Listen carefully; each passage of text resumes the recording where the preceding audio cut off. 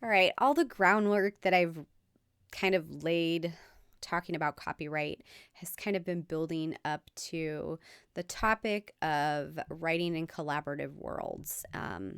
And so I think we can all realize that copyright itself is multifaceted, it's very complex, more complex than what most people consider it to be.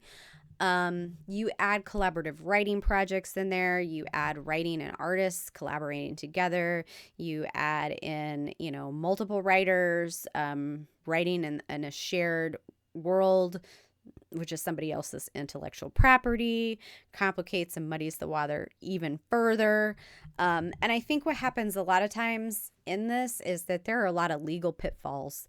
And 9 times out of 10, I see the small artist, meaning the contributor, the writer, or the artist, who usually ends up being underpaid anyway, usually ends up getting screwed by the big corporation who has an army of attorneys and can throw so much money at these litigation efforts that usually the little man, the low man on the totem pole, usually gets screwed. And that's just the truth of business.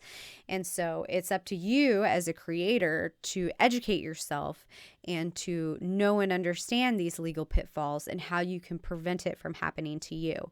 And I think it's time for artists and creators to put their foot down and tell these big corporations, no, I am not going to allow you to walk all over me and to steal my creative works or underpay me or trick me in some clause in my contract.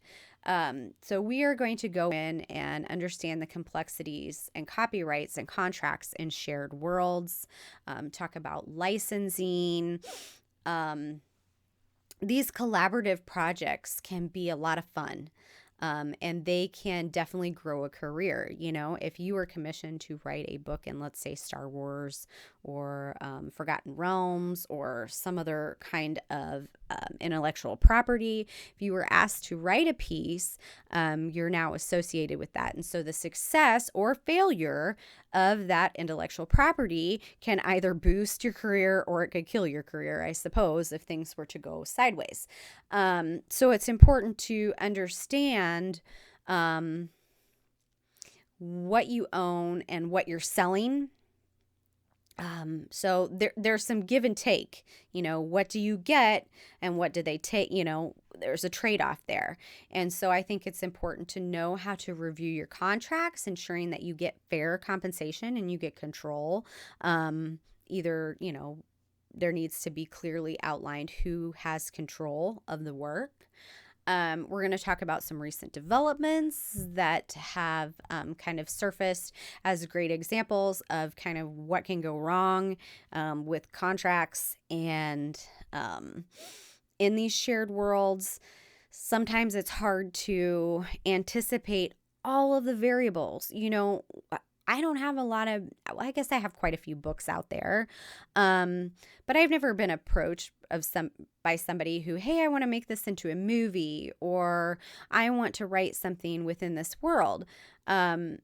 That comes into licensing, and to think about, well, what happens to my rights and how much do I have in the adaptation of a movie? Well, that's all stipulated in your contract. But if you don't read it or understand what it is, you could end up in some sort of legal nightmare and lose, control of your entire creation. Or, in the case of, I'm going to go into the Disney and Star Wars writer, there's a royalty dispute where a lot of the writers who contributed to the Star Wars books are no longer receiving royalties after Lucasfilms sold the books as part to Disney.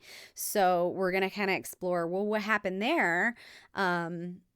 Where these authors are no longer being compensated for the work that they created, but it was under contract with another, entity. So how are we to know that if we enter a contract with this entity, that when it transfers to this one, that those rights are going to be conveyed. And so those are the type of gray areas in contracts that can just absolutely ruin you if you're not looking for it. So we are going to talk about some legal pitfalls in creative contracts. And these are lessons learned from all kinds of industries, not just the writing industry. I mean, I think artists get hosed just as much as writers.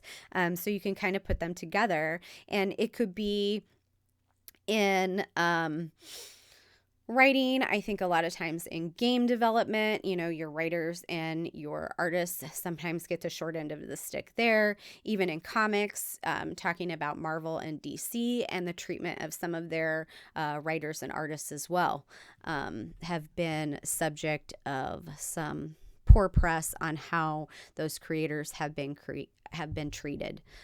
So we are going to dive into that bag of worms and kind of unpack some of it. And this is kind of the meat and potatoes of, when you're getting started out, maybe not a big deal, but as you start to grow, this stuff becomes more prominent and more important for you to know and understand your rights and to be an advocate for yourself, because nobody else is going to do it for you.